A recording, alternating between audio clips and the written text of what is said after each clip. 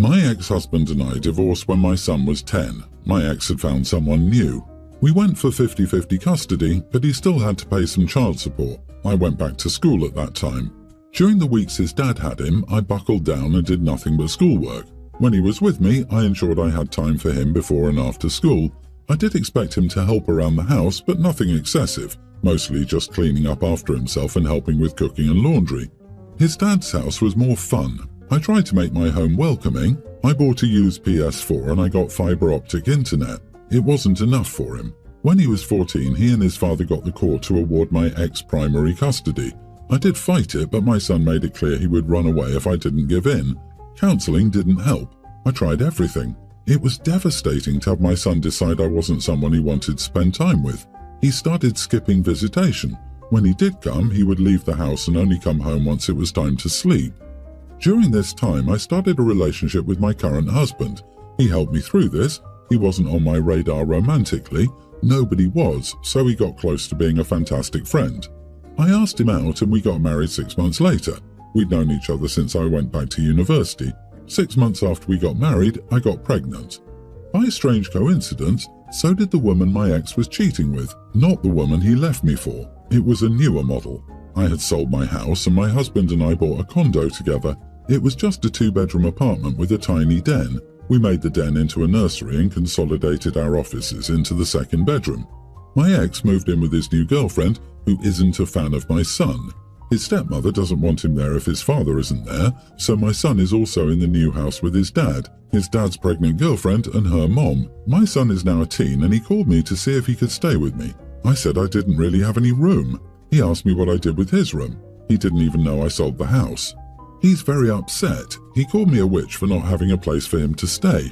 I said he could stay on the couch in our living room. Not acceptable. I talked to my husband and we have enough money from selling my house, his old bachelor pad, and our condo to buy back into the market. We were waiting for interest rates to fall, and we were going to move to a more reasonably priced city.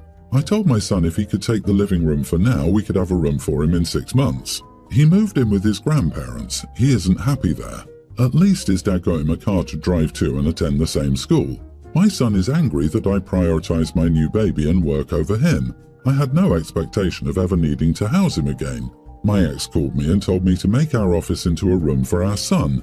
I told him our son's circumstances were his fault, not mine. Am I the idiot for telling my son that I don't really have any room for him right now, so he needs to live with his dad and second stepmom? Everyone's the idiot here. Your son made his decision and he got what he wanted. It's not cool that he's now facing the consequences of his father's infidelity, again, but this decision is legally bound.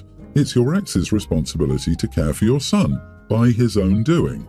That said, as a mother, I think you're letting an opportunity to rekindle the relationship pass. He's 16 and it was probably really hard for him to reach out to you and ask for help. There has to be a more creative solution that can get you both under the same roof while also giving everyone their space during such a transitional stage. Excuse me, the dad kicks the son's butt out and she's the idiot? Dude, she's buying a house so he can have a room. OP's not the idiot. OP, I'm so sorry, but most people will try to tear you apart. You will be the evil one even though you offered him a couch until you can buy a house. You are in no way the idiot here. His father is letting his new hot thing alienate his son to the point of kicking him out. Exactly. It was fine for you two to downsize to accommodate the lives you currently had. Your son didn't want to be with you until he realized he wasn't a priority with his dad. Yes, he's a child, but he and his father both made their choices and that just isn't working out for him now, is it? It's lovely you and the current husband are looking for homes to accommodate him, truly it is. But I think that the relationship between you and your son could use some counselling before he comes back to your house and craps all over you, your husband, and the baby. My 30 male wife, 26, gave birth to twins in October, one boy and one girl. Our son had lung issues at birth, which is relevant to this. Basically, 2 weeks ago, my son had his first breath-holding spell. For those who are fortunate enough not to know what they are when a baby holds their breath out of fear, pain, or shock. They can hold their breath until they turn blue or pass out, but it's relatively normal. As it turns out, my wife didn't know what a breath-holding spell was, which makes sense. Our kids are the first babies she's ever had to look after. She has no younger siblings and is the youngest on both sides of her family. When the breath-holding spell occurred, my wife was distraught. She didn't know what to do and started having a panic attack herself. She managed to get a hold of her father, I was working, who came over and watched the kids while she got together. Then they went to the ER and I met them there. My father knew what was going on, but my wife insisted on going to the ER because of our son's lung issue. Thankfully, the little rascal is fine. However, my wife is not. Her anxiety has gotten a million times worse, and since that incident she hasn't been alone with the kids. While I'm working, she usually spends the day with her parents, and then I pick her up after work. Her parents are okay with this because they adore her and the kids, but I'm concerned that she no longer trusts herself as a mother. She's told me that she wants to start being by herself during the day again with the kids, but I think she should at least have one therapy appointment beforehand. Her insomnia has gotten extremely bad since that incident, and she can't be away from the kids without having another panic attack. I'm worried about how she'll manage alone, but she thinks I'm an idiot for suggesting that she can't care for her own kids. I think she's traumatized by what happens and needs to see someone. You are the idiot. My God. Without being checked by a doctor, there's no way of telling if this incident, assuming it's a first-time incident with this baby, was a breath spell or something more serious. Honestly, yeah, your wife should go to therapy. Still, you're also being an idiot by belittling her very real and valid anxiety about her baby not breathing. You're entirely undermining her as a parent, which will only exacerbate her feelings of inadequacy. She did what she needed to do in crisis, and now she's feeling better. Who are you to say she can't be alone with her own children? Did you read the story? Baby went to the ER, they saw a doctor. OP makes it clear that he thinks his wife has been traumatized and should talk to somebody about what happened to help her work through it. It's a very valid concern. Not that she's a bad mom, but she went through a traumatic event. OP does not think she was overreacting. That's not what the story is about. It is about the fact her anxiety is so high that she doesn't trust herself to be alone with her children. You're not the idiot. My postpartum experience was awful, awful, awful. Both my daughter and I were hospitalized within 4 days of birth at 2 separate hospitals. I didn't even realize how much it destroyed me. I don't think suggesting therapy suggests she's the problem. It's just trying to offer her tools to help navigate the massive emotional shift since birthing the babies. Your heart is in the right place, so hopefully you two can find a safety plan so she's less distressed during the day. 2 things to keep in mind. My roommate, 19 female, and I, 19 female, both come from a Muslim country in North Africa, and we're both rich, very rich from the perspective of our countries. Last year I graduated from an international school in my country and got a spot in a great college here in the US. One of my classmates also managed to get into the same college. When our parents found out, they also asked us if we would like to live together, and we agreed, thinking it would help with homesickness to have a familiar face. Also, we were not friends, we just went to the same international school. Our parents came to the US with us and they rented us an apartment in a secure building with all the amenities, doorman, gym and pool, cleaning service, mostly because they were worried that we might not adjust to dorm life. All the info they had about dorm life came from college movies since they mostly studied in Europe or our original country. At first, things were fine, but then my roommate started drinking and partying and got a boyfriend that she would sometimes bring home. I'm a practicing Muslim, even if I don't wear a hijab, so I was uncomfortable with a strange man in our house. Also, she started bringing alcohol to our apartment, which is a big no-no in our religion. I tried talking with her, but she said it was her home as much as mine and she could do what she wanted. I didn't want to snitch on her, so I acted like the spoiled princess and complained to my dad that I didn't want to share my living space. I told him I wasn't used to sharing with someone. He was upset with me, but he told me to go ahead and get another unit in the same building and that he would speak to my roommate's parents and apologize to them. And that's precisely what I did, as well as apologizing to my roommate for not adjusting to sharing space with her. Well, her parents were suspicious, I guess, since things were sailing smoothly at first and they didn't think that I was honest about my reasons. They surprised her by visiting out of the blue, only to find her in bed with her boyfriend and alcohol in the house. They were very upset, forced her to drop out of college in the US, and moved her back with them to finish school in our original country. This happened in early January. I think she just got access back to her social media and phone. She sent me a lengthy message accusing me of being an idiot for causing her to be dragged back to living with her parents and ruining her future and chance at obtaining a degree from the US. So, am I the idiot? Not the idiot. First of all, it was your apartment too, and you were entitled to want to feel comfortable in it. She could have spent the night at her boyfriend's house and drank out of the house. Second, you did not snitch on her. All you did was remove yourself from a living situation that did not suit you. Everything else that happened was the direct result of her decisions as well as her parents. Exactly. This is all on her. She knew you were uncomfortable with what was happening and just carried on regardless.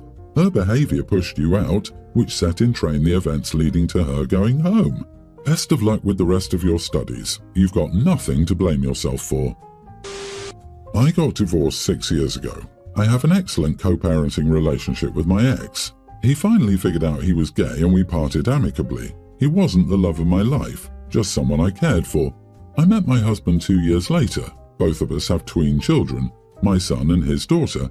He has 50-50 custody with his ex, Linda. My ex's family is well off and they spoil my son, not in any way that makes him entitled. They like to give him a great life. Recently, Linda has started saying that her daughter deserves the same kind of treatment as my son. I explained that it was his father's family and not me who was doing stuff for him. I treat them equally and go out of my way to make sure she's comfortable in our home. My husband has also explained this to her and her family. They say it doesn't matter and that everything needs to be fair. This has been going on for months now. We were dropping him off at an event for Linda's family and it started again. So I agreed that everything should be equal. I said I knew his daughter had a trust fund for her education and future.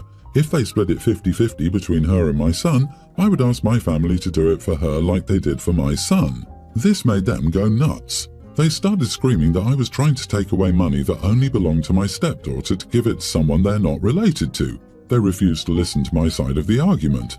Apparently it was all anyone talked about at the wedding. Now we're getting a lot of hate for being greedy and not caring about my stepdaughter and her future. I think fair is fair. Why should my ex's family do what Linda's family will not? Not the idiot. Linda's daughter isn't entitled to anything from a family she has almost no connection to. Linda is entirely wrong in thinking that everything needs to be fair. Why? Because she thinks it should be? Pfft. Linda is being grossly entitled here. That terrible mindset of my money is mine and your money is mine. She's the idiot. His daughter has a trust fund. If they split it 50-50 between her and my son, I would ask my family to do for her like they did for my son. This, by the way, was a genius move, LOL. OP, I laughed when I read it. You put her in her place by using her ridiculous standards against her. She deserved it, and I hope she gets the message now. Yeah, she's a complete and total hypocrite.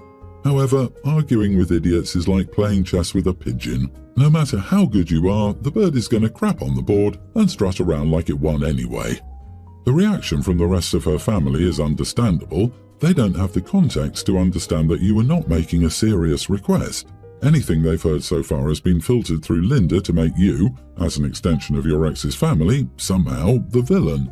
This reinforces whatever BS she's been telling them. Continue to treat your stepdaughter well, and as far as you and your husband go, contribute to both of them equitably. Don't play stupid games with stupid people like Linda. I, 22 female, am not of Mexican heritage, but I have a lot of family members, aunts, uncles, cousins, who are. Growing up, we were very close, and I would spend most weekends and holidays at their house. This meant that I was included in many of their cultural traditions for most of my childhood. I didn't even know many of these things were uniquely Mexican or Hispanic until I was a lot older. In our family, it didn't matter what someone's ancestry was, it was just that we were all part of the family and therefore all shared traditions, holidays, foods and the like. I'm an adult now though, and I don't live near the rest of my family. I moved cities for school. However, I still perform many of the same customs and celebrate the same holidays as we did when I was younger. I never thought much of it because I'd been doing these things for most of my life since I was a child, so it was just second nature. My roommate, 21 female, disagrees though.